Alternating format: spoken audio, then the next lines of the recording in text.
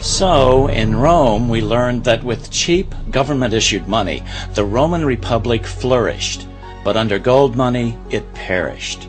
This controversy between cheap money and gold money continues throughout history and, as we'll see, is symbolized in part by the yellow brick road. Flash forward 7 centuries to 1100 AD in England. There were no banks like we think of them today. What served as banks were the goldsmiths, those who made their gold into gold coins. Although most people didn't understand it, these goldsmiths controlled the economy of the nation and thereby even the politics, even in a monarchy. By acting in concert, goldsmiths could either make money scarce or plentiful. When they made their gold money plentiful, the economy of the nation flourished. When they made their gold coins scarce, a depression set in and they could buy up assets for pennies on the dollar. With the goldsmiths back in control, England was now financing its wars with this bank loan money. Just 75 years later, England's war debts consumed 75% of its budget. 3/4 of British taxes were spent just on paying the interest on its war bonds. As a result, England needed to squeeze more and more money from all her colonies to pay the interest on this new growing debt. America was no exception. Pre-revolutionary America was still relatively poor. There was a severe shortage of precious metal coins to trade for goods, so the early colonists were increasingly forced to experiment with printing their own homegrown paper money.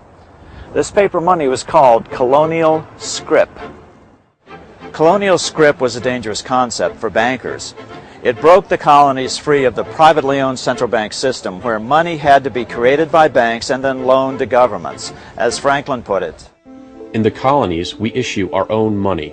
It is called colonial scrip. We control its purchasing power, and we have no interest to pay to no one. In 1764, the British Parliament passed the Currency Act. Again, it ordered all Americans to pay their taxes in gold or silver coin. For those who believe that a return to a gold-backed money is the answer for America's current monetary problems, look what happened to America after the Currency Act of 1764 was passed. As Franklin put it, in 1 year, the conditions were so reversed that the era of prosperity ended, and a depression set in, to such an extent that the streets of the colonies were filled with unemployed. To Ben Franklin, this return to a gold money system was the basic cause for the American Revolution. The colonies would gladly have borne the little tax on tea and other matters had it not been that England took away from the colonies their money, which created unemployment and dissatisfaction. Americans were mad and did everything they could to get around Britain's gold money system. In 1765, Parliament passed the Stamp Act, requiring that every item sold had to have a stamp placed on it indicating that a tax had been paid on that item and paid in gold. This is what drove America to open revolt.